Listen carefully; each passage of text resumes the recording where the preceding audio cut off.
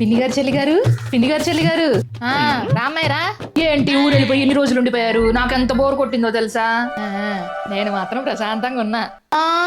అదే మనవడో మనవరాలతో మంచి సమయం గడిపాలే అమ్మాయి. మీతో ఎన్ని విషయాలు చెప్పాలో గుర్తొచ్చినప్పుడల్లా ఒక్కొక్కటి చెప్తాను. ఇప్పుడైతే ఒక విషయం చెప్తాను పిన్ని గారు చెల్లి గారు. ఆలస్యం ఎందుకు, మొదలుపెట్టు. మొదలు పెట్టేసింది. ఏం చెప్పమంటారు, ఈ మధ్య మా ఆయన నన్ను బాగా అనుమానిస్తున్నాడు. ఊరికే ఉత్తి పుణ్యానికి అనుమానిస్తున్నాడు. అయినా అబ్బాయి అలాంటోడు కాదే.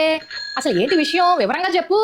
అదంతా నేను చెప్పలేను, మీ అబ్బాయిని అడగండి. అడిగి మీరే కేకలేయాలి, అందుకే మీకు చెప్తున్నాను. ఏంటి పిల్ల? A few moments later. ఇదిగో బాబు, ఇలా రా, నీతో మాట్లాడాలి. వస్తున్నా. చెప్పండి పిన్ని గారు చెల్లి గారు. ఏంటబ్బాయి అమ్మాయిని అనుమానిస్తున్నావంట? అమ్మాయిని అడిగితేనే వివరం చెప్పలేదు, ఏంటి కదా? నేను అనుమానించడం పిన్ని గారు చెల్లి గారు. దాని తలకాయ నా పరువు అంతా తెస్తుంది. అది ఉండండి, దాన్ని పిలుస్తా నేను. అసలు చినే ఏంటి ఏంటి ఏం చెప్పావే పిన్ని గారు చెల్లి గారికి నా మీద? నేనేం చెప్పాను, ఉన్నదో చెప్పా. నేను అనుమానిస్తున్నాను అసలు. మరి కాదా, పిల్లల ముందు పట్టుకొని మాటికి నాకు ఇంగ్లీష్ రాదని నన్ను ఎంత అనుమానిస్తున్నారు అసలు. చుచ్చు.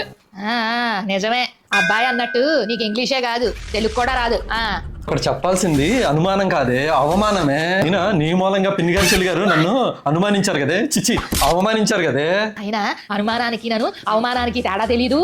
నీ మాటలు నమ్మి అబ్బాయి దగ్గర నేను అవమానపడ్డాను కదూ. అసలు అనుమానించింది నన్ను, అవమానించింది నన్ను. మీరు ఎట్లా అవమానపడతారమ్మా? నేను కదా మా అనుమానం అవమానపడింది. నువ్వు అక్కడ వాడాల్సింది అవమానం కాదు, అనుమానం కాదు. ఎంత గట్టి కొడతావు, ఎన్నిసార్లు కొడతావు ఇక? డైలాగ్ మర్చిపోతా. కొట్ట గట్టిగా.